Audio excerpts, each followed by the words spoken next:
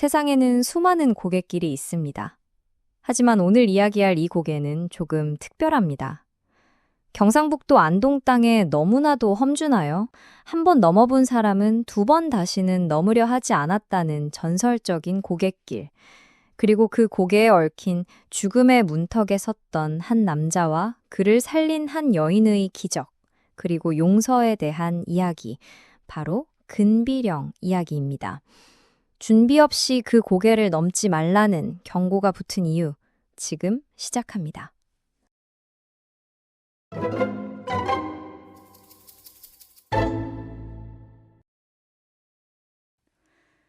때는 조선 영조 시절, 암행어사로 명성을 떨치던 박문수가 있었습니다. 그는 임금의 명을 받아 백성들의 삶을 살피기 위해 경상도 풍산 땅으로 향하고 있었습니다.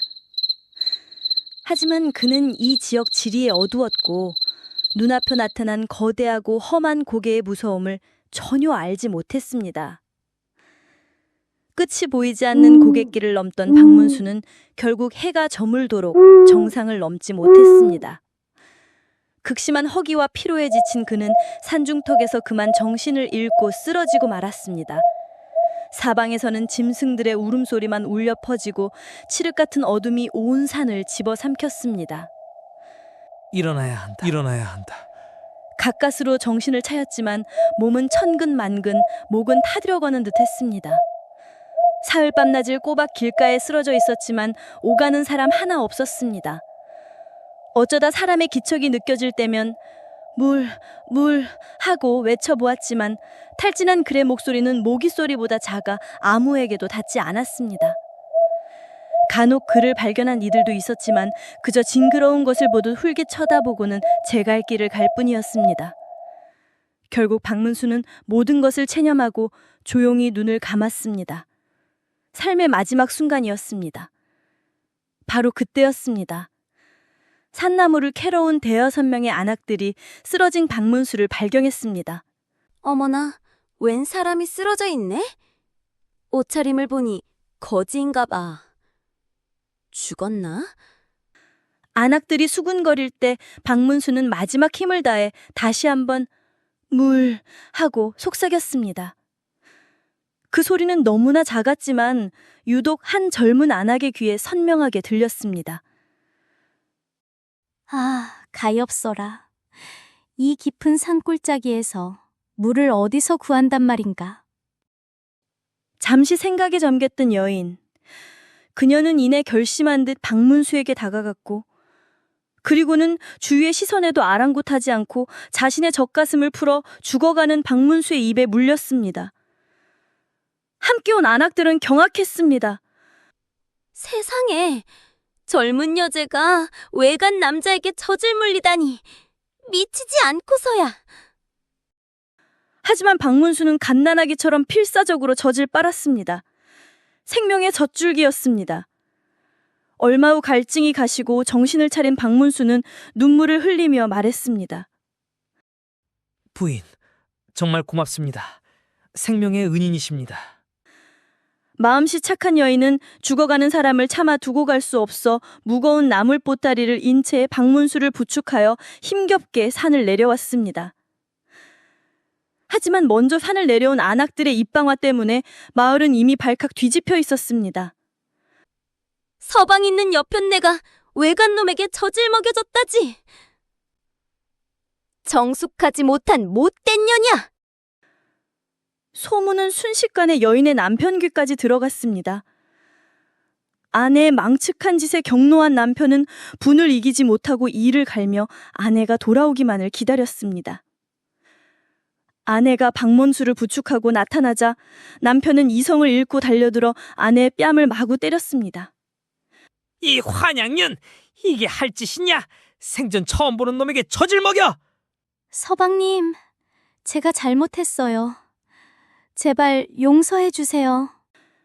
아내가 무릎을 꿇고 애원하는 그 순간 겨우 몸을 추스린 박문수가 비틀거리며 남편을 막아섰습니다. 잠시만 참으시고 제 말 좀 들어보시오. 하지만 불난 집에 기름을 부은 격이었습니다. 뭐라고? 이 자식아!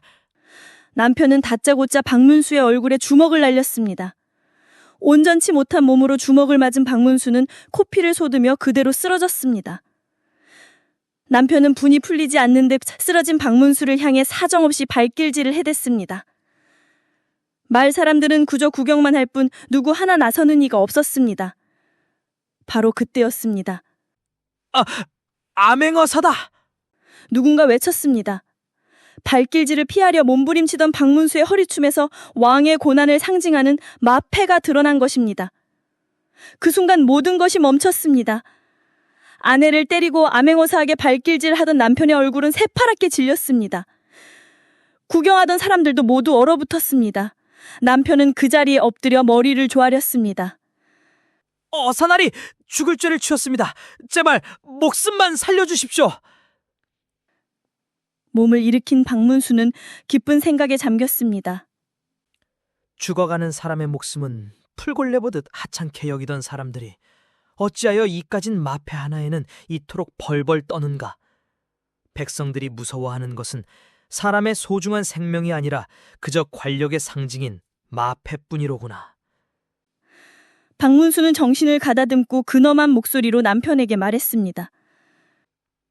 나는 오늘 당신 아내가 아니었으면 저 산속에서 이미 죽은 목숨이었소.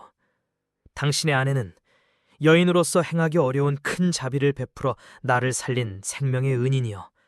허나 사정도 알아보지 않고 사람을 이토록 모질게 때린 당신의 죄 또한 매우 크오. 당장 큰 벌을 내릴 것이나 당신 아내의 은혜를 생각하여 오늘은 이만 돌아가겠소. 집에서 근신하며 명을 기다리시오.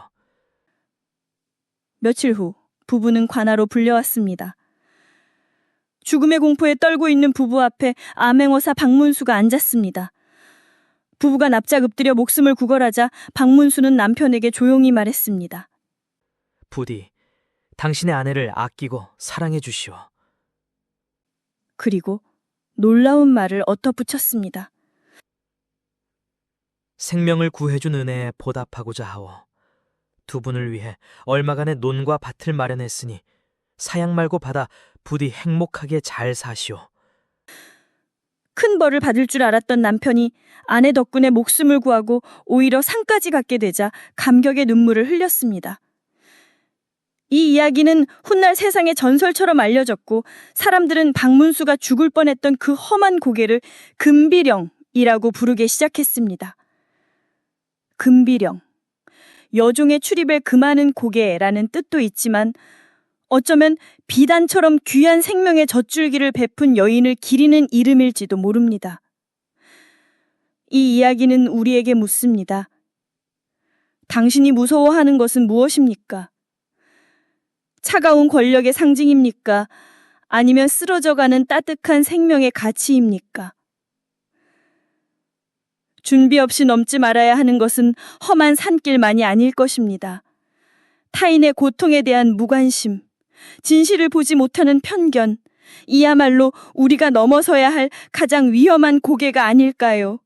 끝까지 시청하신 여러분, 감사합니다.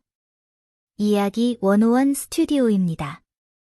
여러분의 구독과 알람 설정, 좋아요는 저에게 큰 힘이 됩니다. 다음 기회에 좋은 이야기로 다시 찾아뵙겠습니다. 감사합니다.